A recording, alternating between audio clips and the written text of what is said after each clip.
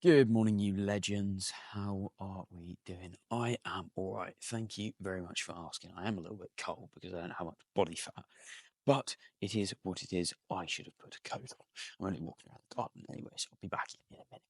Anyway, what is the topic of this video? So, my coach has dropped my calories again, and I still haven't gotten a refeed. Now, I'm going to explain to you why that is a good thing. Okay, why I shouldn't have had a refeed and why my calories need to go lower. So, if you like the sound of suffering, maybe give the rest of this video a watch. So, I have just had meal number one. I hope that sounds very, very nice in your ears. I will run you through the changes that have been made to that. Wow, I sound sleepy. After my session later on today. But, I will be honest, I would have fucking loved the refeed. That would have been great.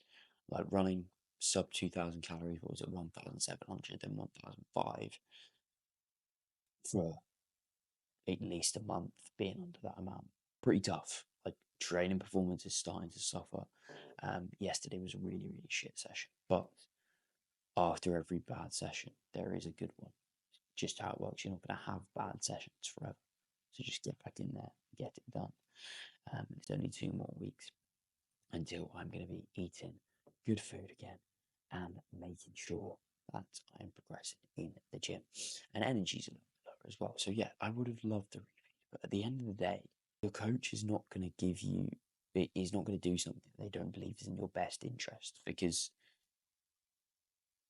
if they give you the best thing possible, that means you're going to get the best result possible, which means that you're going to be happy and pay them more money, and they're going to have a better thing to post for their marketing. It's a win-win. If like you just want to refeed, maybe it won't do that much damage to your physique. Maybe you'll be a little bit happy about it. But over the long term, if you just keep refeeding and keep refeeding, keep refeeding, when you don't really need, you're just going to stay fat. And staying fat is not the objective of the dieting phase. Meal number one is going in before I head off and get started with my day. I mean, look at the consistency of those things. Perfect, perfect. Tell me he's food focused without telling me he's food focused. Anyway, don't mind this. This is just a microphone case. You didn't see anything. You might notice that that's a mix of what looks like a darker chocolate and a lighter chocolate, and that is because they're both nice and I wanted to have both, so I had 5 grams of both. It's not the end of the world. Don't panic. If it's not all 85, 100% chocolate, you're not going to die. You're still going to be alright. There is no better way to start a Saturday morning than with some client setup. But to do that, obviously you need coffee, not any instant crap like we have left over on the shelf there. This is proper AeroPress coffee, as you can kind of see in the background. Absolute nectar of the gods get down my throat in any second. That sounds dodgy. So when it comes to setting up a client, I'll just talk you guys through the process of how it works. They'll fill out a questionnaire giving me all the details that I need in regards to their previous diet and history, what they know training wise, and then I will outline the broad plan from here based on some information about them. So their long-term goals, sort of the goal for this phase, which could say you're going to be losing X amount of body fat, but long term they want to be leaner than that, so it might involve multiple phases of fat loss. And then how that's going to look every week. So for Jason here, it's literally aiming to lose 1.5 pounds per week for 10 weeks before Christmas, and then we will reassess from there, aim to maintain over Christmas whilst we progressive load, reps, or technique over time. And then I'm just going to finish completing all the things that I need him to do in order to make sure I'm doing that. So training, getting in the appropriate deficit, doing enough steps, and 5K might not seem like a lot, but it's still going to push him to do a little bit more because of how sedentary his office job is, for example. Then from there, we're going to go on to the roadmap, which shows us the long-term process, the dieting before Christmas, the maintenance over that time, and then finishing up, getting towards his longer term goal after there. I'll then put together a training program based on his experience, how I've seen him move and train thus far, picking exercises which he likes, which suit him well, and which are specific towards his goals, and that'll all be broken down for him in terms of obviously what to do there. It's all at the same gym. I know it's all Matrix equipment, so he knows that, we're going to be using Matrix stuff, which is fine. We can work around that. That's not the end of the world. You can then see rep ranges, number of working sets, the tempo we're going for, 3, 1, 2, 1 on everything, just it's nice and simple. And then we're going to superset these to save it to the time. And he's also got videos to access. Now, when it comes to nutrition, I don't actually give them a program in the first week, because when you ask someone, what do you eat? They're going to tell you what a really good day looks like. And most people, if they were already eating that, they wouldn't need my help. So I say, okay, can we just take a look? Can you tell me what you're having at each time, each day? And then we just make little tweaks here or there based on what is necessary. And the final part of the check-in process involves filming a video that just runs through all of this stuff for the client. There we go, we've got some inception going on. Meal number 2 for the day here. We've got 200 grams of chicken mince in there. Chicken mince is way better because it's cheaper. You get more even distribution. And what was my other reason? Oh, it tastes better. That was my other reason. And then a load of veg. So beetroot, carrot, courgette, pepper, and lettuce to bulk it out. And then we got a bit of mango in here because I have run out of pineapple, and that is very, very sad. So I'm going to eat this and go and train.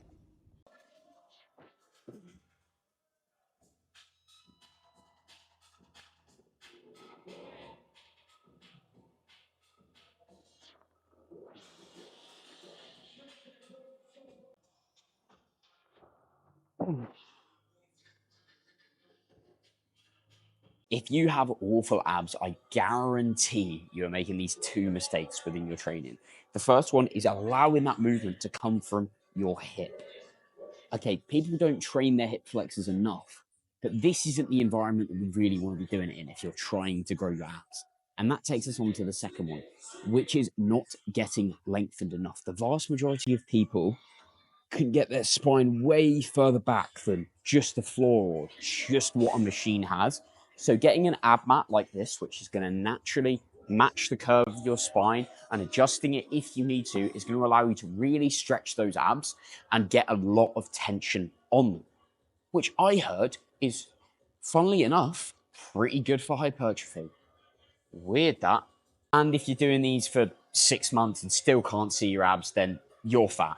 Please diet.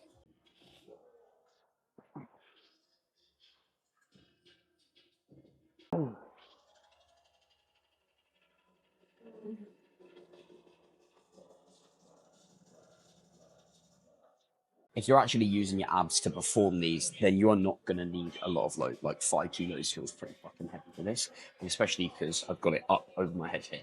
If you're already struggling with just your body weight and you want to make sure you're doing these properly, you can just have your hands going forward and then use like your knee as a good landmark for the top of the rep there. Something like this is still going to get that same challenge, but it's easier as you start to progress.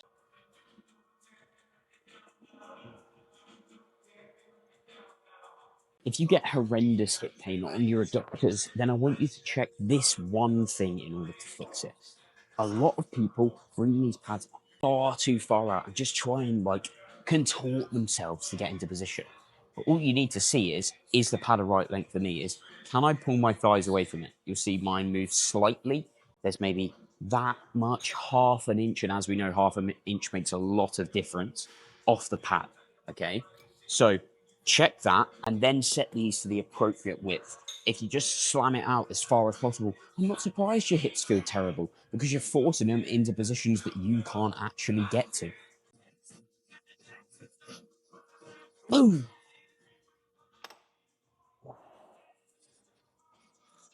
Oh. Oh. Fucking hell. Team, no thigh gap. No thigh gaps around here. So far, that mission is going pretty damn well.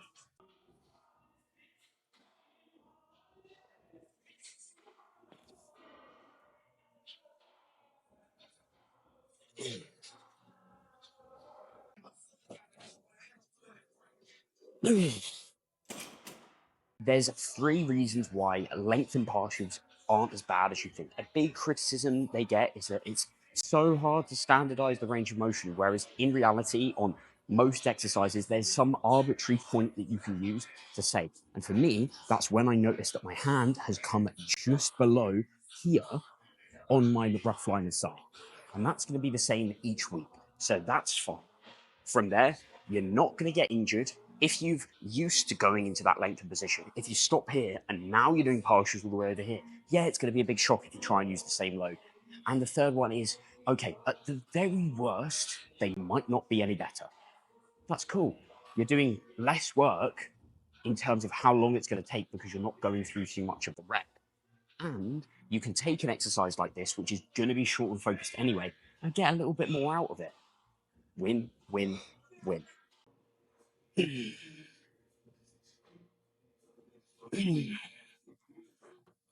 If you're trying to slap on some size but you are short on time, I've got 2 tips for you. Number 1 is use a pin loaded machine because you can warm up in literally a minute. Just going down the stack, and this is a warm up set, so it shouldn't be that fatiguing. And once you've then done your first working set, go over to another exercise where, again, you do that same thing, you warm up really, really quickly. So you've done 2 working sets and warmed up for another movement in the space of 5 or 10 minutes rather than warm up, warm up, warm up, and then actually do a working set. That's why it takes you 2 hours to train. That's why you're not slacking on any size, because you just simply can't do enough volume.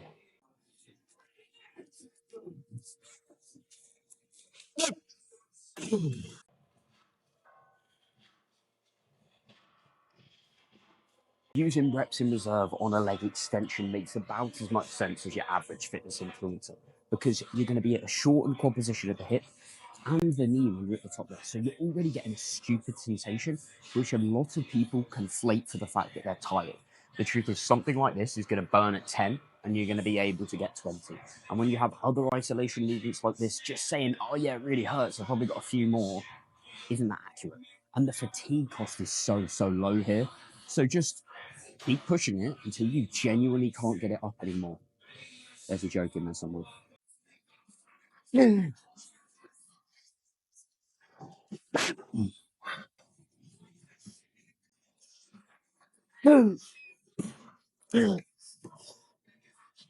Oh,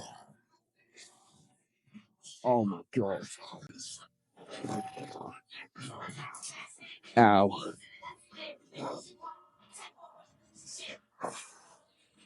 Like I was saying earlier, I mean, that literally started to hurt at 8.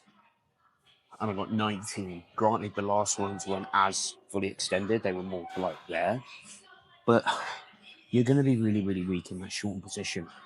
And if I have no load here whatsoever, yes, I'm going to be able to get a little bit higher. But the shortened position doesn't seem to be that important. I'm getting there at the start of the rep anyway. So if I'm stopping, say, here, nobody's going to die. Mate, whoever was on this before me clearly has awful range of motion. Or they were training calves, which is also a terrible choice because calves are all genetic and you obviously can't build them if you don't have them. That's a joke, but it is something that I genuinely hear people say. So I'm going to use the same warm-up procedure as before here, like I was talking about, where I'm literally going to do like 8 warm-up reps, then I maybe do 3 or 4, then I do 1 or 2, and I should be ready to go. And because this is a Kaiser machine, it's with air pressure, but it's the same thing as pin loaded in the sense of I can just up it, I don't need to move, I don't need to put extra plates on it, which is very, very handy.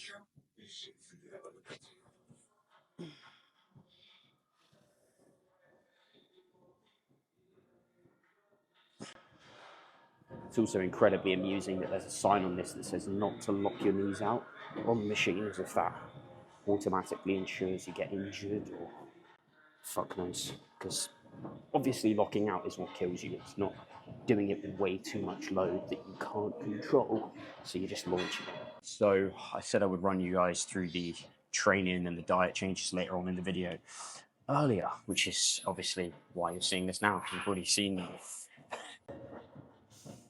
When I have a shit session, what I tell myself is that after every good session, there's going to be a bad one at some point, and after every bad session, there's going to be a good one at some point. It's just the law of averages. Like, you're going to have some really shit sessions, you're going to have some really good sessions, but most of them are going to be slap bang average, because that's how normal distributions work if you have had the privilege of being in academia for any time, which I can say is definitely a privilege. So in order to stop the sessions feeling quite so shit, what we've done to mitigate fatigue is pull down a set on here and reduce some intensifiers. So we pulled out the rest pauses, the rest matches, and some lengthened partials here or there. And then on my leg press, which I've got a pivot and a horizontal one at the moment, because a while back my foot was bothering me and I couldn't sort of stabilize my own load on a hack squat. But we'll definitely bring that in post phase. That was when I fucking dropped the thing on my foot, which was months ago at this point, which is actually quite crazy because it was just about when I started this fat loss phase. So that was 27 pounds ago, as that is my favorite way to measure time, is the amount of body weight I have changed. But yeah, I'm doing 2 of these and they're pretty fucking fatiguing. They're hard working sets. So we pulled that down to 1 on each. So instead of a top set and a back off, we've got a top set on the pivot and a back off on this one. And then alongside that, we've also pulled down cardio by 10 minutes per session. So gone from 35 minutes 4 times a week to 25 minutes. So 100 minutes total for the week. You know the diet's getting rough when you can't even do maths. Like 25 times 4 is not tough. Like, fuck.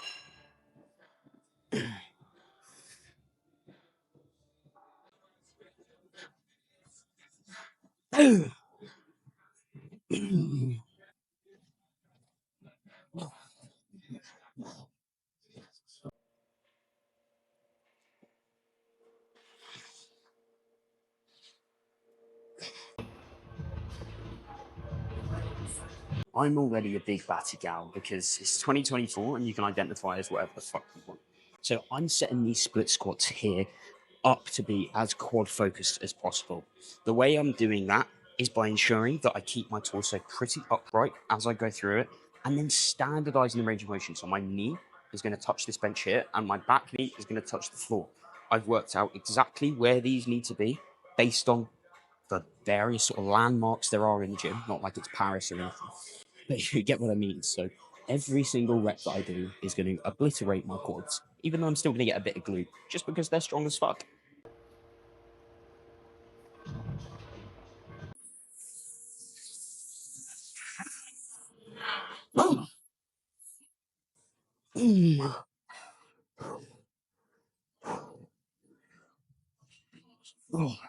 So you see how my knee is gliding forward over the toe there.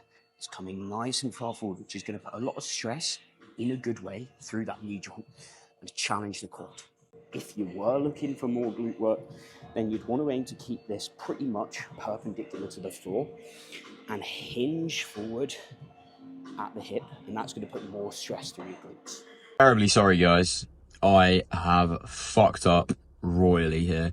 I've just eaten my cream of rice. I go on my phone to see the reminder that I need to film my meals for this YouTube video and tell you what I've got, but I've forgotten. So I'm going to throw up a picture here-ish of what I had because I posted a great Instagram story about it. But yeah, cream of rice, 65 grams of that is basically just blended up rice, 60 grams of whey made into a paste on top because that is nice, and then 100 grams of blueberries in there with a bit of salt. So just some micros, some easily digestible carbs there. And I think I could have eaten about 7 times the amount of that. But now it is time for me to drive off to my girlfriend's straight after a leg session, which is always incredibly fun. Driving, hopefully I don't get stuck in traffic because that is an absolute killer. And don't worry, this is just my towel from showering. I haven't been up to anything dodgy in the car. That would be illegal. We do not do illegal shit around here. So, final meal here, beef mince, lettuce, carrots, courgette, mushrooms. I think that's everything there. And I've got no potato in this meal because that was one of the things that was removed this week, which was only 100 grams previously, so it's not crazy, but it does add some nice texture to it, hence the lettuce to bulk it out a little bit more. And I've also been adding this to my pre-meal because 10 grams of rice was removed from that as well, and that feels like a lot when you are hungry and already on 1,500 calories, which is obviously incredibly great fun.